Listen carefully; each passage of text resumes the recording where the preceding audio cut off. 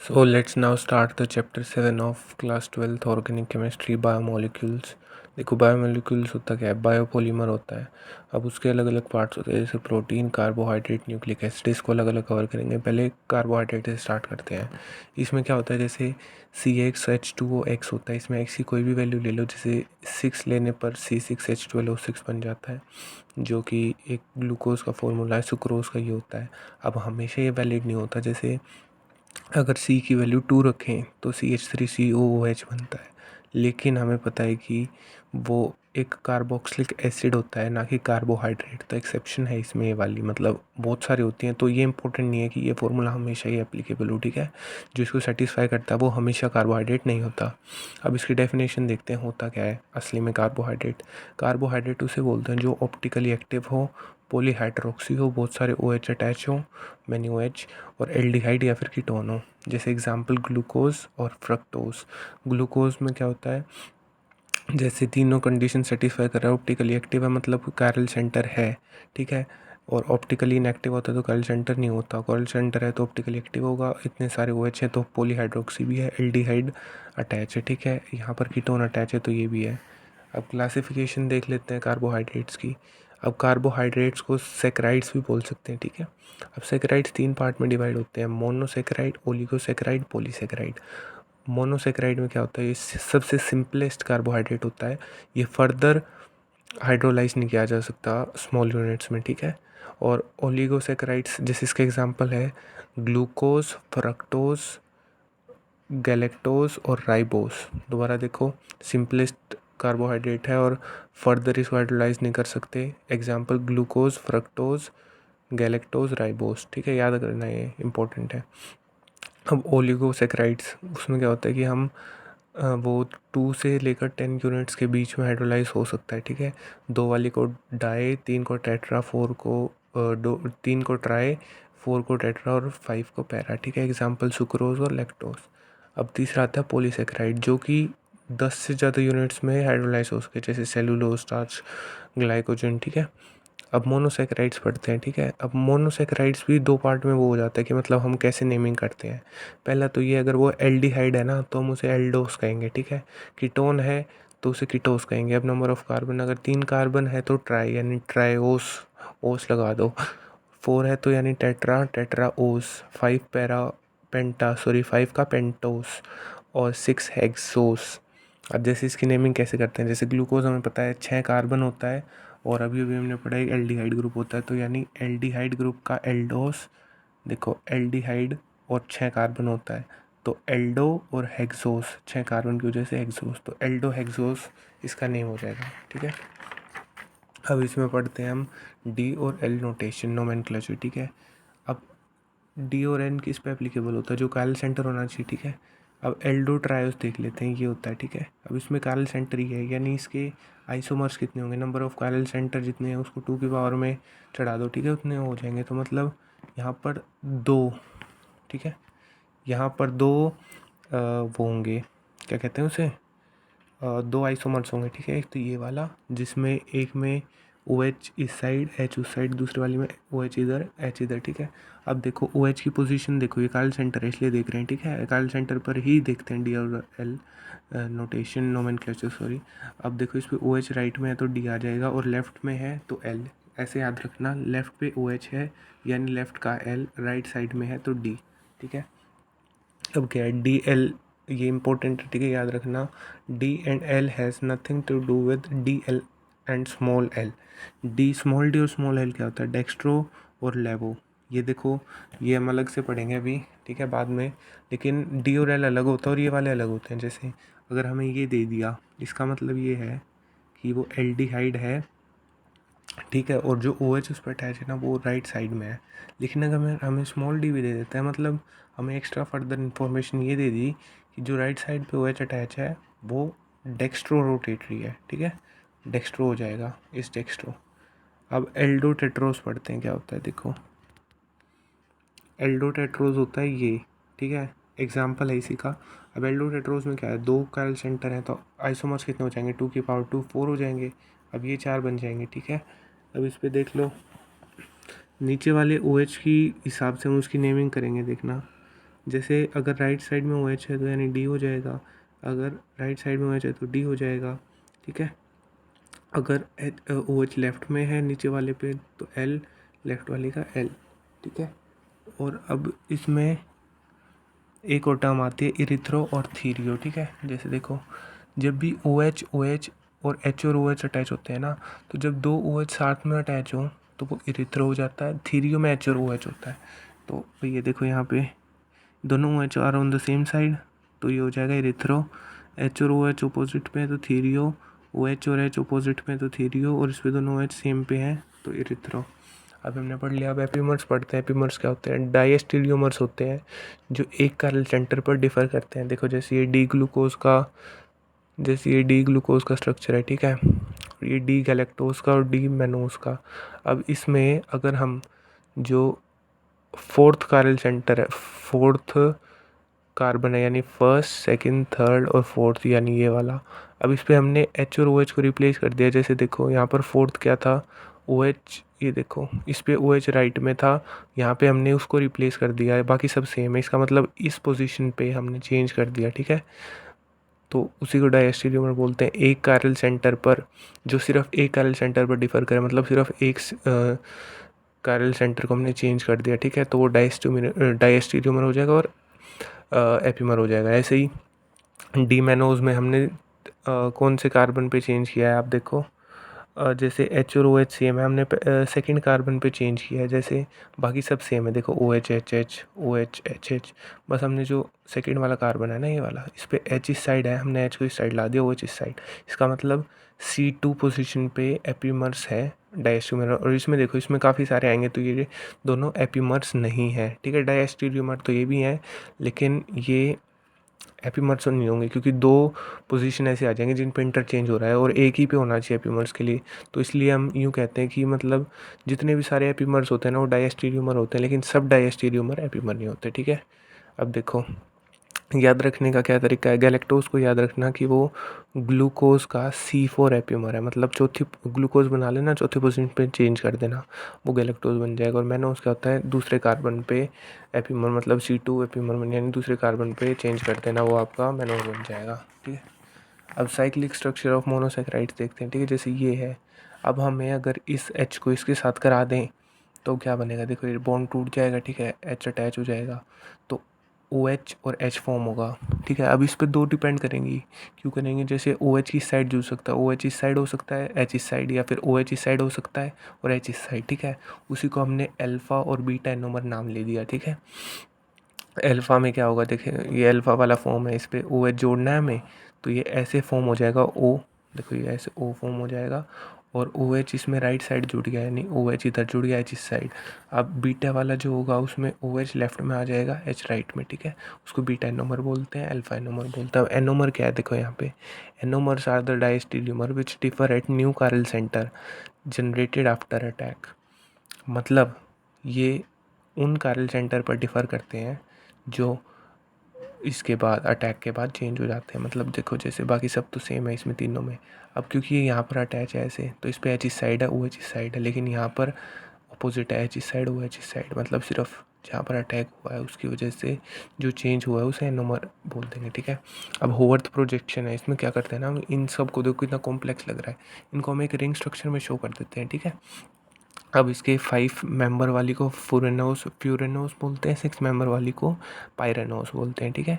और देखो ऐसे ऐसे शो करते हैं, ऐसे ओ से और ओ से। ये 5 मेंबर है, 1 2 3 4 5, ये 6 मेंबर है, ठीक है। अब पायरेनोस फॉर्म बनाते हैं हम ग्लूकोज की, समझ आएगा क्या होता है पायरेनोस फॉर्म। 6 वाली बनानी है, जैसे देखो ये ग्लूकोज का है, ठीक है। अब अल्फा डी ग्लूकोज क्या बनेगा? ओ एच इस साइड एच उस साइड, देखो ओ एच इस साइड एच इस साइड, और ये ओ से कनेक्टेड है। ये तो हमें बनाना ही होता है जब ऐसे बनाते हैं तो। और एल बीटा वाली हो जाएगी ओ एच इस पे। अब देखो इसको कैसे बनाते हैं ना, देखना। अब जैसे ये है, अब हमें क्या करना है ना, यहाँ से ऊपर वाली से स्टार्ट हो जाओ। पहले तो ये बना लो एक रिंग ओ जोड़ के, ठीक है। अब इन पे ये लगा दो। अब हमें इस पे प्लेस कैसे करेंगे? देखो अब ऊपर वाली कार्बन पे देख लो, वहाँ से स्टार्ट करेंगे ओ एच और ओ एच, मतलब इसको टेढ़ा करके लगा दो, मतलब एच ऊपर हो जाएगा ओ एच नीचे, एच ऊपर ओ एच नीचे। दूसरे पे भी ऐसे एच ऊपर ओ एच नीचे, तीसरे पे भी ओ एच ऊपर एच नीचे। मतलब इसको ऐसे लगा दो कि राइट साइड वाला नीचे आ जाए, ठीक है। उल्टा करके लगा दिया, ठीक है, मतलब राइट साइड वाला नीचे, ठीक है। अब आखिरी वाला देखो यहाँ पे, जैसे ये तो H और OH आ गया, जैसे H और OH नीचे। अब आखिरी वाले पे क्या जुड़ना चाहिए, तो O है तो ये तो होगा नहीं, तो H और CH2OH बच गए। तो याद रखना वैसे तो हमारे हिसाब से मतलब जो ज़्यादा मास वाला होता है ना वो ऊपर आता है, इसलिए CH2OH और ये ऊपर आ गया, ठीक है। अब इसी का अगर हम बीटा फॉर्म बनाएंगे, इसी का बीटा फॉर्म कैसे बनेगा, सिर्फ इस वाले को इंटरचेंज कर दो, ठीक है। OH ऊपर लगा दो, H नीचे लगा दो। देखो जैसे ये कौन सा फॉर्म था, 1 मिनट, ये बीटा फॉर्म है ना। आई एम सो सॉरी, मैंने सेम ही बना दिया। यहाँ पर OH आ जाएगा, यहाँ पर H आ जाएगा। जैसे देखो क्या करते हैं ना, ये अल्फ़ा वाला फॉर्म है, H और OH आ गया, बाकी सारा आपने बनाना सीख लिया। अब इसमें बीटा में सब सेम रहेगा, बस यहाँ OH आ जाएगा और H नीचे आ जाएगा। यहाँ पर H आ जाएगा, ऊपर OH आ जाएगा, ठीक है। अब देखते हैं इसमें फ्यूरेनस फॉर्म ऑफ DF फ्रुक्टोज, ठीक है। इसमें क्या करते हैं, ये दूसरा एग्जाम्पल देखते हैं, ठीक है। इसमें फ्यूरेनस फॉर्म बनाते हैं डी फ्रक्टोज की, ये होता है डी फ्रक्टोज, ठीक है। स्ट्रक्चर देख लो डी फ्रक्टोज का, ये वाला, ठीक है। अब इसको जब हम अल्फ़ा डी फ्रुक्टोज बनाएंगे, इसका मतलब अल्फ़ा फॉर्म बनाएंगे, मतलब ये वाला O ऊपर जाके रिएक्ट कर रहा है तो OH बनेगा, तो OH इस साइड आ जाएगा, CH2OH इस साइड आ जाएगा, CH2OH और ये ऐसे। और दूसरा वाले बीटा फॉर्म में OH लेफ्ट पे आ जाएगा, वो ऐसे। अब इसका फॉर्म कैसे बनाएंगे, राइट वाले को नीचे ले जाओ, सबसे पहले ऊपर वाले स्टार्ट करेंगे, तो ऊपर CH2OH और नीचे OH, ऊपर CH2OH नीचे OH, राइट वाला नीचे H नीचे OH नीचे, और फिर CH2OH वाला ऊपर और H नीचे। देखो ये बना दिया और O से ज्वाइन कर दिया। 5 मेंबर रिंग आते हैं, हमने पढ़ा है ना अभी। देखो ये रहा, फ्यूरेनोज बना रहे हैं तो 5 मेंबर, और पायरेनोज, फ्यूरेनोज यानी 5 मेंबर, प्यूरेनोज मतलब पायरेनोज मतलब 6 मेंबर, ठीक है। अब बीटा फॉर्म में क्या करोगे, देखो मैंने ऊपर गलती की थी ना, अब यहाँ पे देखो OH को ऊपर लगा दो, CH2OH को नीचे लगा दो, ये इसकी साइक्लिक फॉर्म हो जाएगी बीटा की, ठीक है। अब म्यूटा रोटेशन देखते हैं क्या होता है। म्यूटा रोटेशन में ये होता है कि मतलब म्यूटा रोटेशन को पहले समझते हैं होता क्या है इसमें। अगर कोई भी कंपाउंड की अल्फ़ा और बीटा फॉर्म शो हो रही है ना, तो उसमें म्यूटा रोटेशन होगी, ठीक है, ये याद रखना। अब म्यूटा रोटेशन को कैसे चेक करें, अब ये चेक कर लो वो हेमी एसिटल है कि नहीं। अगर वो हेमी एसिटल है तो वो म्यूटा रोटेशन शो करता है, ठीक है। हेमी एसिटल का मतलब क्या होता है कि उस पर OH होना चाहिए। देखो ये हेमी एसिटल बनाया मैंने, कार्बन पे एक तो हाइड्रोजन होना चाहिए, एक R होना चाहिए, एक ईथर ग्रुप होना चाहिए OR, और एक OH ग्रुप होना चाहिए। एसिटल में क्या होता है, HROR और OR होता है, मतलब 2 ईथर ग्रुप होते हैं, H और R होता है। हेमी एसिटल में वो OH होता है और OR यानी ईथर, एल्कोहल OH, और H और R होता है, मतलब OH प्रेजेंट होता है, हेमी एसिटल उसे बोलते हैं। OH प्रेजेंट होगा तो वो म्यूटा रोटेशन शो करता है। देखो ये लिखा है। अब ये सारा आप देख सकते हो कि मतलब प्रोसेस क्या है। मैं थोड़ी देर के लिए पॉज कर रहा हूँ, मतलब रोक रहा हूँ, फटाफट बता रहा हूँ इसको कैसे है। मतलब इसमें क्या करते हैं ना, अगर आपने कोई कंपाउंड लिया अल्फ़ा और बीटा, तो अल्फ़ा बीटा में ट्रांसफ़र होगा और बीटा अल्फ़ा में, यही होता है, ठीक है। अब अगर आपने अल्फ़ा +50 ले लिया और बीटा +100 ले लिया, ठीक है, तो अब इसमें क्या होगा ना, जैसे आपने पहले ये डाल दिया तो ये वाला इसमें कन्वर्ट होना चाहेगा। तो कैसे कन्वर्ट होगा कि 50% ऑफ 50 हो जाएगा, ये 50% ऑफ 100 हो जाएगा, तो 75 हो गया। मतलब पहले 50 था, अब 75 हो गया, यानी इंक्रीज़ हो जाएगा, ठीक है। तो इसका मतलब अल्फ़ा इज़ इंक्रीजिंग, ठीक है, समझ रहे हो। आपने पहले ये डाल दिया तो 50% ऑफ 50 कितना हो जाएगा, 50% ऑफ 50 इज़ 25, और 50% ऑफ 100 इज़ 50, तो ये 75 हो जाएगा। मतलब ये 50 से अल्फ़ा इंक्रीज़ हो रहा है, ठीक है। तो ऐसे ही होता है, अगर इक्विलिब्रियम पे हो जाएगा ना तो फिर आपस में इंटरचेंज होना बंद हो जाएंगे। आप समझ गए ना, म्यूटा रोटेशन वो होता है मतलब जिसके अल्फ़ा और बीटा कंपाउंड शो हो। दूसरी बात वो हेमी एसिटल होना चाहिए, यानी OH होना चाहिए। अब इसी पे क्वेश्चन देखते हैं क्या है। इसी तरह के क्वेश्चन पूछेगा वो हमसे कि use the specific rotation data of alpha and beta and find out the percentage of alpha and beta. Specific rotation of alpha इतनी दी हुई है, बीटा कितनी दी हुई है, मतलब अल्फ़ा वाली को इससे शो करते हैं, काय अल्फ़ा और काय बीटा को इससे शो करते हैं, ठीक है। अब देखो काय अल्फ़ा को 112 इंटू कर देंगे प्लस काय बी इंटू 19 कर देंगे इक्वल टू 52.7। अभी मोल फ्रैक्शन शो करता है, तो mole fraction of alpha plus mole fraction of beta, मतलब मोल फ्रैक्शन का सम हमेशा 1 होता है। अभी 2 इक्वेशन बन गई, दोनों को सॉल्व कर लेना हो जाएगा, ठीक है। अल्फ़ा और बीटा की वो आ जाएगी कंसनट्रेशंस, और क्या निकालना क्या था हमें, find out the percentage of alpha beta ही आ जाएगी, ठीक है। अब इसमें देखो रिएक्शन ऑफ ग्लूकोज के रिएक्शन देखते हैं। पहले HCN के साथ, HCN में क्या होगा, जैसे ग्लूकोज हमें पता है, इसको R मान लो, ये मतलब ताकि ईजी हो जाए, ठीक है। अब इसमें क्या होगा, देखो ये बॉन्ड को तोड़ दो, यहाँ पे O नेगेटिव आ जाएगा, H पॉजिटिव कंबाइन कर जाएगा, और CN यहाँ पर पॉजिटिव बच जाएगा, तो CN के साथ कंबाइन कर देगा, तो CN और OH। देखो CN और OH, ठीक है, देखो, ठीक है, ये पहली रिएक्शन हो गई, मतलब हमें OH और CN को बदलना, ठीक है। दूसरी रिएक्शन है विद NH2OH। इसमें क्या करते हैं ना, देखना एक बार। इसमें जैसे भाई पहले तो एक बार जैसे नीचे वाला तो देखो इसमें सब सेम ही है, यहाँ तक H भी सेम ही है। C डबल बॉन्ड O को मतलब क्या करो ना, H2O निकाल दो, ठीक है, -H2O कर दो। देखो मैं ऐसे होल्ड करता हूँ इसको। इसमें क्या करो ना, -H2O कर दो। कैसे? जब ये H2 और ये O कंबाइन करेगा तो H2 निकल गया, NOH बच गया, NOH यहाँ पर जोड़ दो, कोई बन गया, ठीक है। अब इसमें देखते हैं रिएक्शन विद इस वाले के साथ, ठीक है। तो जब भी मतलब इस रिएक्शन का कुछ नेम नहीं लिखेंगे हम, इन्हीं के साथ होगा, ठीक है। Replace OH by OAC। जब भी ये कुछ दिया हो, CH3C डबल बॉन्ड हो, Cl पायरिडीन HC2O और CH3C डबल बॉन्ड OH और H पॉजिटिव, इसको जब ग्लूकोज के साथ करोगे तो जितने भी OH है ना उसको OAC के साथ रिप्लेस कर दो। देखो OAC, यहाँ पे भी OAC, तो इसका नाम हो जाएगा, देखो क्या नाम हो जाएगा, पेंटाइसिलेटेड प्रोडक्ट, ठीक है। और ऊपर वाले को ऑक्साइम बोलते हैं, सॉरी ऑक्साइम बोलते हैं इसको, ठीक है, जब हमें H2 निकाल दिया था। अब ये देखो रिडक्शन, जब H2 निकल NaBH4 के साथ रिएक्शन करोगे तो क्या होगा ना, इसमें ऑक्सीडेशन हो जाएगी, मतलब सिर्फ O जोड़ दो, ठीक है। रिडक्शन हो जाएगी, सॉरी, रिडक्शन हो जाएगी H2 और निकल के साथ जब रिएक्ट करोगे, NaBH4 LiBH4, ये रिड्यूसिंग एजेंट्स हैं सारे, ठीक है। रिडक्शन करेंगे, H जोड़ देंगे, ठीक है। अब H जोड़ दो, देखो CH2 और OH, इस बॉन्ड को तोड़ के और मैंने 2H जोड़ दी, CH2 और OH हो जाएगा, बाकी सब सेम ही रह जाता है, ठीक है। ये H2 और निकल के साथ रिएक्शन होगी। अब रेड पी और HI के साथ देख लो, इंपॉर्टेंट रिएक्शन है, मतलब ये पिछले उस कंसेप्ट पे वो नहीं करेगी। जैसे ये दे दिया हमें, रेड पी और HI के साथ करोगे ना तो ये एक N हेक्सेन बना देगी, मतलब इतनी सारी हेक्सेन की रिंग CH2, मतलब CH3 CH2 ये बना देगा जब रेड पी और HI के साथ करोगे, याद रखना। मतलब ग्लूकोज को, दिस इज़ ग्लूकोज है ना, नहीं ये ग्लूकोज नहीं, आई एम सो सॉरी, ये ग्लूकोज है नहीं।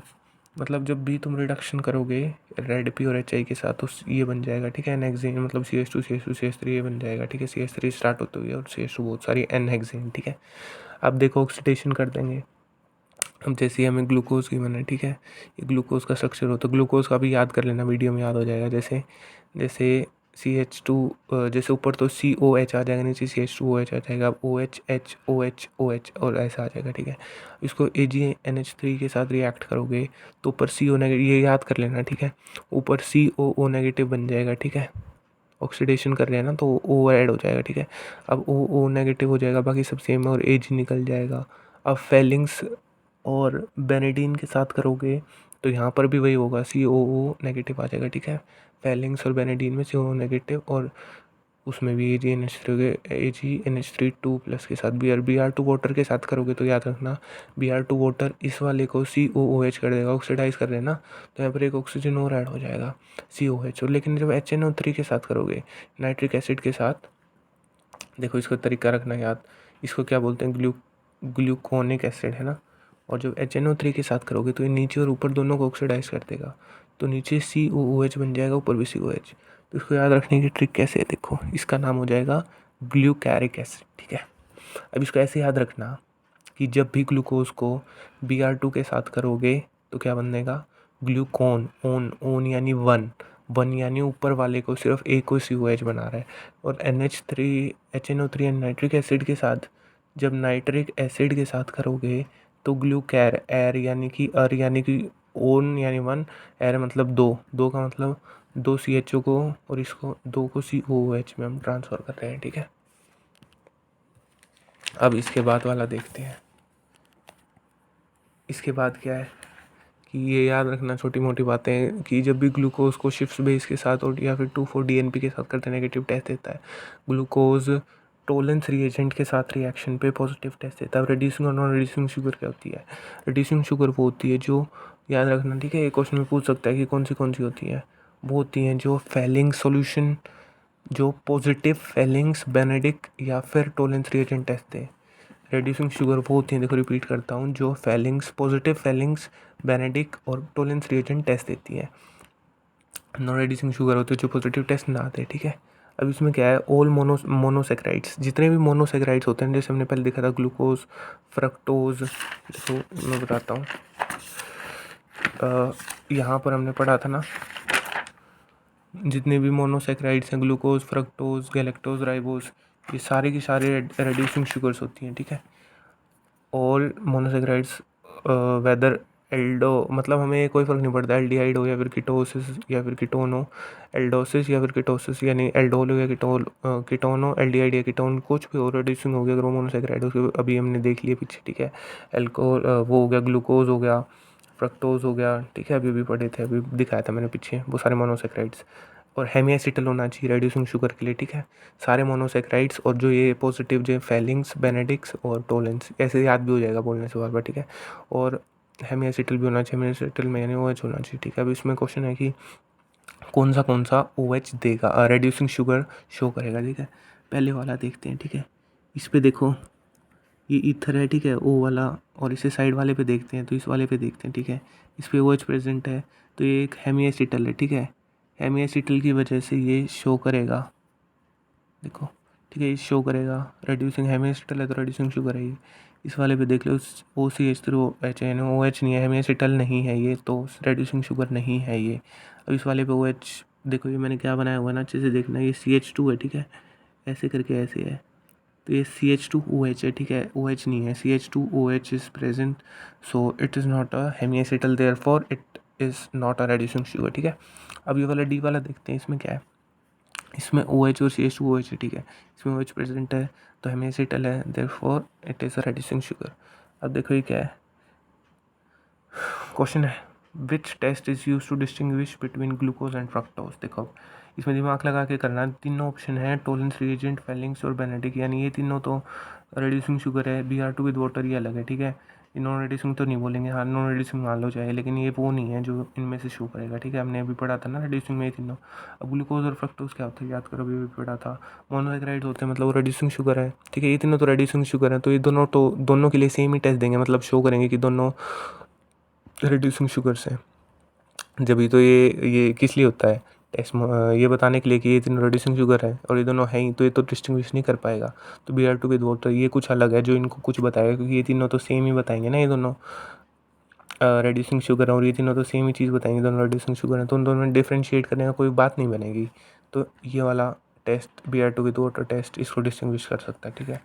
ये मैंने यहाँ लिखा हुआ है क्योंकि A, B और C तो तीनों ऑप्शन रेड्यूसिंग शुगर बताएंगे और ये दोनों तो हैं ही मोनोसेक्राइड हैं इसलिए, और हेमिएसिटल है इसलिए, तो D वाला इन्हें डिस्टिंग्विश कर देगा। माल्टोस पढ़ते हैं क्या होता है, माल्टोस को हम माल्ट शुगर भी बोलते हैं। देखो माल्ट शुगर, इसका फॉर्मूला होता है C12H22O11, C12H22O11 सबका सेम ही होता है, जब हम पढ़ेंगे मेल्टोज, लैक्टोज और आगे सुक्रोज, ठीक है, सबका सेम ही होता है। अब देखो इसमें क्या कैसे बनता है, इसको याद रखना, देखो माल्टोज इज C12H22O11, ये अल्फ़ा ग्लूकोज और अल्फ़ा ग्लूकोज। अब इसमें देखो ऐसे फॉर्म होगा, ये वाला एक अल्फ़ा ग्लूकोज, इसको जॉइन करके दूसरा बना रखा है। अब इसको, इसमें इंपॉर्टेंट पॉइंट्स क्या है कि माल्टोज को माल्ट शुगर कहते हैं, तो सबसे बड़ा पॉइंट ये हो गया, तो याद रखना, नेम सेकंड नेम पूछ सकता है भाई बाई चांस, माल्ट शुगर बोलते हैं माल्टोज को, ठीक है, दो ग्लूकोज से मिलकर बना होता है, ठीक है।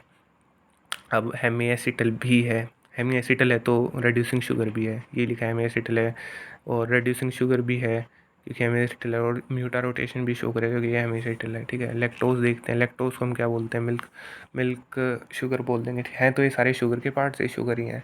अब लैक्टोज हमारे मिल्क में प्रेजेंट होता है तो उसको मिल्क शुगर से याद रख सकते हैं, ठीक है। लैक्टोज का भी वही फॉर्मूला होता है, लेकिन ये बीटा ग्लूकोज से ऑब्टेन होता है, वो दोनों अल्फा ग्लूकोज होते हैं, दोनों बीटा ग्लूकोज होते हैं। देखो इसमें ऐसे ओ जुड़ा होता है, हेमिएसिटल है तो रेड्यूसिंग शुगर भी है और ब्यूटा रोटेशन भी शो करेगा, ठीक है।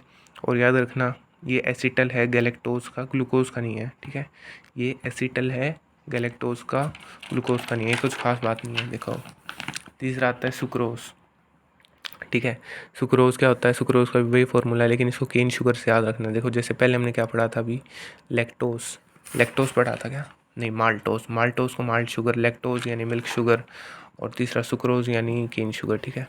इसको ऐसे ज्वाइन करते हैं, ठीक है।